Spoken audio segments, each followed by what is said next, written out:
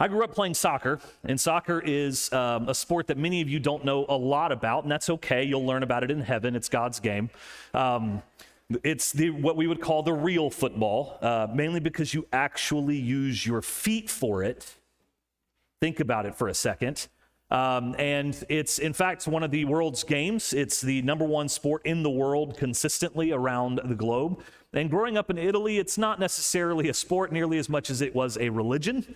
That's just kind of the way. In fact, the running joke is you'll see all of the women at church, at Mass, usually on a Saturday. All the men would be there on Saturday, but they would be there praying for their teams the next day. The next day, they are at the real church where they go to worship. Now, that sounds kind of a blasphemous thing, and it is, but that is a reality that also transcends most cultures and most sports, does it not? In fact, we have one of the meccas of worship not too far from here, do we not? It sits right over this lovely little river. But growing up, one of the things that you learn very quickly in sports is as you get older in the sports, people are supposed to get better at the sport. Have you ever seen youth football or youth soccer? Is it not one of it's like pinball. There's no order to it. It's complete chaos. And you see it with soccer because there are 11 positions in soccer, but in a youth soccer game, there is what I call the amoeba. And it's just this mass of children all trying to kick one ball, but inherently all kicking each other's shins the entire time. And it's kind of fun and it's kind of cute. And you look at it like, oh, this is really sweet. And then the kid starts crying and another starts crying. And then, 15 kids are crying. And there's that one kid who has been practicing more than the others. And so he's scoring every single goal the whole time. That was my brother, always scoring every single goal. And it happens. And you just kind of laugh and go, oh, that's sweet. It's fun. Hopefully they'll get better in the future. In fact, over time, as I grew older playing the game, you start to realize how important the different positions are to playing the game. We had one guy that was playing with us years ago. He was what you would call a runner. He just could run all day. He had no skill whatsoever. But he could run all day. So the coach believed, well, he can run all day, so that's a good player to have. Now, if you know anything about soccer, that's not always a good player to have because the runners tend to chase the ball and constantly end up out of position. Now, let me put it in U.S. terms. You're not going to see a lineman playing quarterback. Why? It's not going to go well for your team. Linemen don't tend to be very mobile. They don't tend to be very quick. They don't tend to have the coordination. Why? Because they're 6'9", 400 pounds. Because that's just not how it's done. The positions ultimately matter where they play. That's how you win the games, is people in the right positions, playing to the best of their abilities in those moments. Now imagine a world where everyone got to choose whatever position they wanted, no matter their abilities, no matter their size, no matter what they look like, no matter what it may be. In fact, that is our world currently. You choose what you're going to do, what you're going to be. And can we be honest? We do this even in the church at times. We elevate certain positions. In football, quarterback has always been elevated up. And then there was the years of the running back, and now we've decided the running back's no longer necessary. Just the quarterback. We pay certain players more than we do others because we elevate positions and we play different positions and times. You see, this is the world we live in. We do this on a consistent basis, and tragically, it has at times affected even the church and how we view and how we see God viewing us. You see, we think we're playing a game. Far too often, we live out our lives as if we're playing a game. And so, can we be honest? We elevate some people. Let's just look at the real world. We elevate actors and actresses. We elevate sports heroes and figures far beyond at times even their reach. In fact, there's even arguments over this one's the greatest, that one's the greatest, no, this one's the best. And we will have random insignificant arguments about things like sports for hours and hours on end. Now, I need to tell you this. I do believe that God has given us at times sports for us to enjoy. I believe that there is joy in finding these. I'm a huge fan of certain soccer teams and enjoy watching them with my friends and community and family. So I'm not referencing that. I'm talking about what happens at times from within that, where we elevate people far beyond the status of reality, far beyond the norm of what is both acceptable and helpful, because here's how it changes how we view even ourselves. There are people in this room today who see no value in themselves whatsoever in the church except for to attend on Sunday mornings. I don't even mean Sunday nights. I just mean just Sunday mornings. Every once in a while, you'll find them on a Wednesday evening, because they bought into this idea that there is such a thing as the average Christian. It's just what they are. Well, I'm not a preacher. I'm not a youth minister. I'm not an elder. I'm not a deacon. I'm not any of those things. I'm just here. I don't plan VBSs. I don't do that. That's not my thing.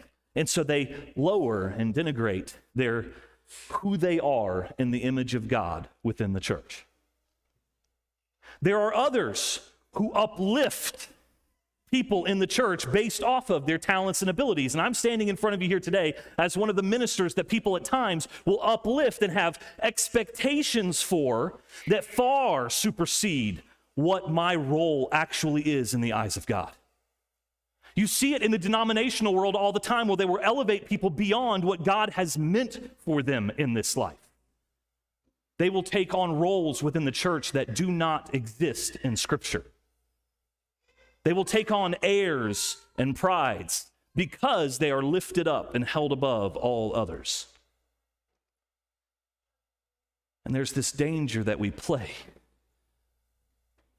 where we constantly don't see clearly what God has in store for his people within the church. We either lower ourselves, or we raise ourselves, or we raise others or lower others. There are some in here who spend a lot of their time constantly trying to tear down others, to diminish their others and makes them feel better about themselves. This happens far too often in the church. This morning, the topic that was assigned to me as we're going through this premise of bearing fruit is this concept of the power of faithfulness. Now, I need to set forth before you, we're going to be in Matthew 25. If you want to turn there, Matthew 25, starting in verse 14, is where we're going to read here in a minute. It's a beautiful parable of the talents that Jesus sets forth, and I want you to catch some things within it that are going to help us reevaluate how we either lower or tear down the concept of what God has set forth. I love this parable. I love what it stands for. You see, as I gave you this example of the soccer players and football players and the rest at the beginning, we often think that there is somehow in our world this concept of equality, that all people are created equal. Now, I want you to hear me very, very, very, very clearly here on this. In the eyes of God, every man and woman is created in the image of God equal. Do you understand that? In the eyes of God, no matter what history or what people may tell you, because we're prone to do this at times, we love to denigrate and tear people down all day long. But in the eyes of God, all are created equal in the eyes of God, man and woman. There is no high, there is no low. There is us in the image of God. Now, let me also throw aside this nonsense. We're not animals. We're different than animals. There's a difference between the two. We are created in the image of God. There's a difference. Don't miss that. Within this parable, we're going to see something fascinating that happens. We're going to see two different things that overall happen in here. Before I dive into that, I want you to note something real quick, because this is a fascinating thing to me. When it comes to being faithful, most of us do not associate faithfulness with a sense of urgency. Because most of us, like most Americans at times, have bought into these two things. This is some of my favorite little numbers for you. 72% of Americans who claim Christianity say they believe in heaven. I want you to hear that again. 72% of people who claim Christianity say they believe in heaven. 58% of the same people who claim Christianity say they believe in hell. Claim Christianity, 7 out of 10 believe in heaven, half believe in hell. Do you know what that does to us at times when that becomes the permeating concept? Is it sits us in this lull of lukewarmness where we don't actually think that there's anything really about to happen. So it lulls us into this false sense of security. Everything's fine. I go to church. I'm good. I'm here. I'm fine. And we've equated faithfulness with this idea that there is somehow a lack of urgency in what God is doing, as if God is not going to return. We've got time. It's been 2,000 years. It'll probably be at least another 1,000 or 2,000 before he comes back. And we live out our lives this way, but that's not the way that God, specifically through this parable, is about to set forth to us this concept of urgency. I want you to look with me in Matthew 25, starting in verse 14, it says this, "For it will be like a man going on a journey who called his servants and entrusted to them his property. To one he gave 5 talents, to another 2, to another 1, to each according to his ability. Then he went away." Now, I want to stop there for a second. Have you ever spent a moment and thought about the fact that God gave 10 to one man, 5 to another, and 1 to one, and it says according to their ability? One of the greatest lies that Satan tells in our world today is that they've misconstrued the concept of equality, where it's become to where everyone should have the same outcome on all things. Always. As if we are not completely different individuals. As if we are not completely made differently in the image of God, but different in our passions and our desires and what we're good at and what we're talented at. Let me just throw this out there. You don't want me designing a building. Do you know why? Not that great at math. You don't want me in the engineering fields. You don't want me in a medical surgical room. Do you know why? I don't know what most of it's doing. I haven't spent the time studying it. I haven't spent the time in those things, in those arenas and the rest. Do you know why? It's not necessarily what I felt, not just called to do. It's not been my passions and my desires. Every one of us understands the things that we like and the things that we don't like. And our world has told us and elevated our feeling above all things, but it's also, in a way, taken away the God-given desires that he has made us different. That each one of us fulfills different roles. In fact, Paul utilizes scripture to specifically give this idea of the body of Christ. And he says, some are a head, some are a toe, some are our foot, some are our hand. And he gives out these different things in that way. And we often go, yeah, but look, the hand gets all of the credit, so I'd like to be a hand for a while. The toe gets all the credit, which, by the way, if you don't know, do you guys know what happens when you don't have a pinky toe?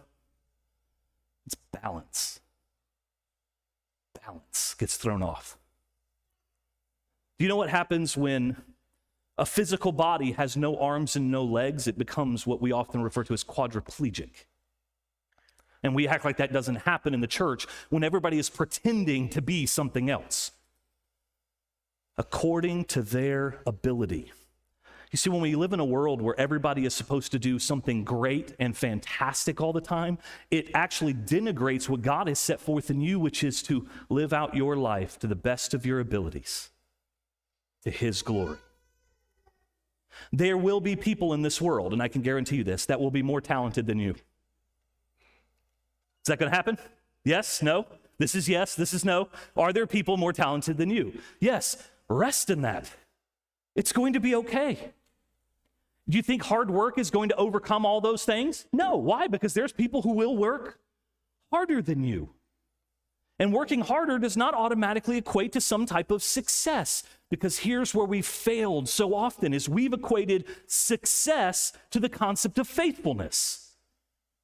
And that is not reality. Faithfulness to God is what he demands above all things. He provides the success, not us. In fact, when he gives these talents over to these men, he sets forth to them that each one according to his own ability. You see, God knows us. He created us. He fashioned us in our mother's wombs. He knows these. He knows who we are. And with that in mind, he has given us a place and a time in which we live where we are called to glorify him through our talents and our abilities. One of my favorite speakers often says this: it would be best for you to be good at the one thing that God has given you than to be a cheap imitation of something else. A cheap imitation of something else. I'll be honest with you, it's one of the things that has taken me probably 15 years of life to get through is I'm not a preacher like most other preachers. And do you know the moment when it came about where I was able to kind of just sit and rest in that and go, okay, I can't be Greg. I can't memorize word for word 2 sermons and do them back to back. It's impossible for me. I am fascinated by how Greg can do that. It's astounding to me. But it's not something I have to tear down. It's something I get to glorify and raise up because it's his God-given talent to do such things. I would be a cheap knockoff if I tried to do such things. Now, it doesn't mean that I don't better myself consistently, but to try to be someone who is not Jesus for that matter, and Greg would be the first one to say that. To try to be something that I am not would be a cheap knockoff of what God has in store or desires for me with my talents and my abilities. Then he went away. He who had received the 5 talents went at once and traded with them, and he made 5 talents more. So also he who had 2 talents more made 2 talents more. But he who had received the 1 talent went and dug in the ground and hid his master's money. Now after a long time the master of those servants came and settled accounts with them. And he who had received the 5 talents came forward, bringing 5 talents more, saying, Master, you delivered to me 5 talents. Here I have made 5 talents more. His master said to him, and notice this, well done, good and faithful servant. You have been faithful over a little. Now, you see what we do in our world? We look at the man because one had 5 and one had 2 and one had 1, and we assume the one who had 5 had a lot. Well, in comparison to the others. Stop comparing yourself to others. You were given that by God. That's the standard. God made you in his image with these talents and these abilities, not the others. And what had been given to him was a little. His master said to him, well done, good and faithful servant. You have been faithful over a little. I will set you over much. Enter into the joy of your master. And he also had the 2 talents come forward, saying, Master, you delivered to me 2 talents. Here I have made 2 talents more. His master said to him, well done, good and faithful servant. You have been faithful over a little. I will set you over much. Enter into the joy of your master. And notice the transition here. He also, who had received the 1 talent, came forward, saying, Master, I knew you to be a hard man, reaping what you did not sow, and gathering where you scattered no seed. So I was afraid, and I went and hid your talent in the ground. Here you have what is yours. Now, I need you to notice something real quick. He said something about God, and he associated to God something that is not who God is. Out of fear, he said, I know you are a harsh man, and so I went and hid the things that you gave to me, but I'm just giving you back what you gave to me. Now, one of my favorite quotes, and the college students and I will be going through Mere Christianity this fall, and one of my favorite quotes that I was reading through Mere Christianity is this: every faculty you have, your power of thinking or of moving your limbs from moment to moment, is given you by God. If you devoted every moment of your whole life exclusively to his service, you could not give him anything that was not, in a sense, his already. It is like a small child going to its father and saying, Daddy, give me 6 pence to buy you a birthday present. It is all very nice and proper, but only an idiot would think that the father is 6 pence to the good on the transaction. He is, in fact, 6 pence none the richer. Giving back to God that which is already his. He knows what he gave you. He knows what the expectation is. And in fact, the faithfulness of these individuals wasn't purely in the fact that they brought something back. It's that they worked out each and every day that which God had given them to use in this world. They utilized that which God had given to them. Instead of hiding it away and saying, my master is a harsh man, and so I will just hide and keep what I have to myself so that nobody ever sees anything. And can we be honest? We can do these moments as a church family. There's a lot of us here who have hidden our talents and have hidden who we are in our service to God because we bought into this idea that we're either not good enough, that's a lie from Satan, or we don't know how to utilize our talents, also a lie from Satan. Instead of realizing that God has a plan for you and a purpose for you in this time, in this day. That he wants you to utilize what you have to his glory and his honor, not to your own. You see, there's a lot of people who have 5 talents or 2 talents and the rest who utilize their talents for their glory, for their honor. And God will also call that to himself. And it will not be, well done, good and faithful servant. It will be what you're about to see here at the end, where he cast them out into the darkness because they did not utilize what God had given for his glory and honor. Instead, they did it to the glorification of themselves.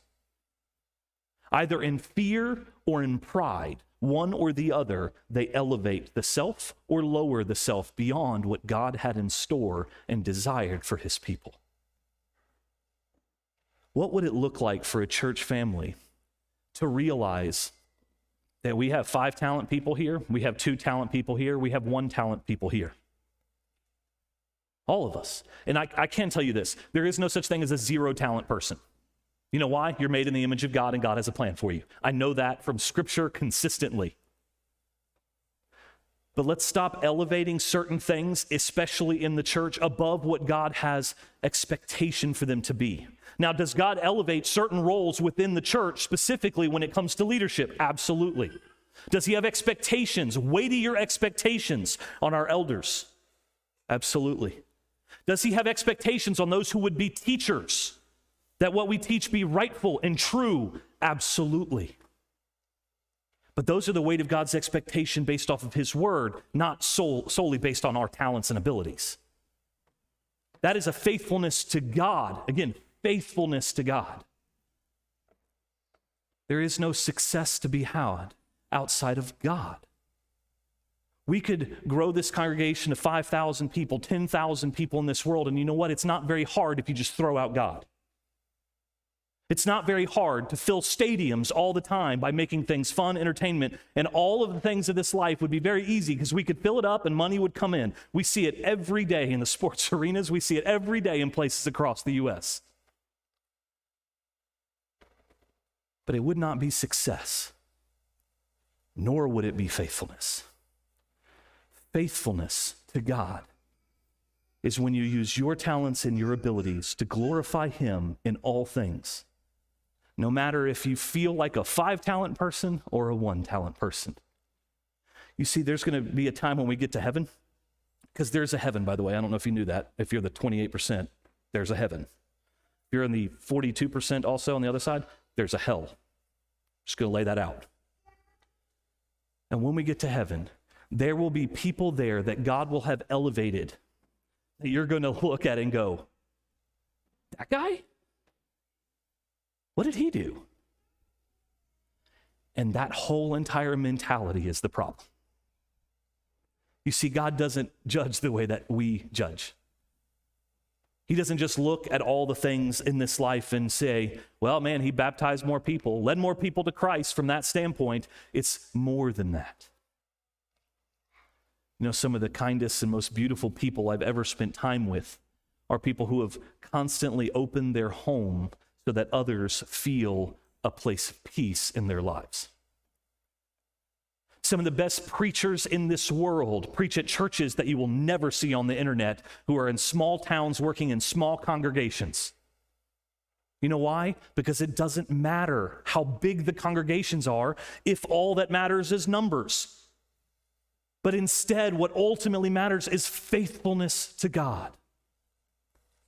That's what matters. And so they live out their talents and their abilities in their context, in their places, to the best of their abilities, that God may be glorified. Now, I don't want you to take away from this, because I want to go to the other side of this real quick and say this. I believe it's time for us as a congregation, and you as an individual, to start dreaming so big that the only way that you can be successful, when I mean that is faithful to God, is if God is part of the things that we set forth. We're doing the back to school blast here in a couple of weeks, and I'm excited about it. We have 200 plus kids that hopefully will come and be able to find backpacks and all sorts of things, and it'll be fantastic. It'll be a wonderful day. I would love nothing more than for every person to be there just to connect with someone else, to say, look, I'm just good at talking with people. Then find opportunities to come and talk with people who need to know Jesus. I'm good at face painting. We saw this recently, and it's fantastic. Why? Because you can connect and talk with a child and connect with them in ways you've never connected before. One of my favorite ministries I saw years ago at a small church in the middle of nowhere, Arkansas. They had a car ministry. Now, this sounds weird to say that, a car ministry. What it was there was 4 guys who loved to tinker on cars, and they spent their entire days where people would come up and they would fix whatever they had for free. And there was a lot of low-income people in those areas whose cars were breaking down all the time, and those 4 men fixed cars all the time. Why? They were doing it in their garages anyways. But instead, they decided to do that. And when they were doing that, they started having conversations with these individuals. And over the 10-year period, they'd baptized over 50 people from the community simply by working on the cars together, sharing in life and community. You see, it's not just preachers and elders and the rest. It's everyday people utilizing their talents and their abilities to glorify God that changes the world. That terrifies Satan, the idea that you would realize that God working through you, even though you lower your gifts all the time, that God working through you can change the world. Through who you are, because he made you in his image. Don't throw that away. Don't lower that. Utilize your gift. Bring it up from the ground. Because I do know what will happen if you continue to bury it. It's not going to be, well done, good and faithful servant. It's going to be the opposite of that. You wicked and slothful servant. Notice this slothful concept, in essence, is this idea of lazy. You lazy servant. You knew that I reap where I had not sown and gather where I scattered no seed. Then you ought to have invested my money with the bankers, and at my coming I should have received that was my own with interest. So take the talent from him and give it to the one who has 10 talents. For to everyone who has will be given, and he will have an abundance. But from those who has not, even what he has will be taken away. And cast the worthless servant into the outer darkness. In that place there will be weeping and gnashing of teeth.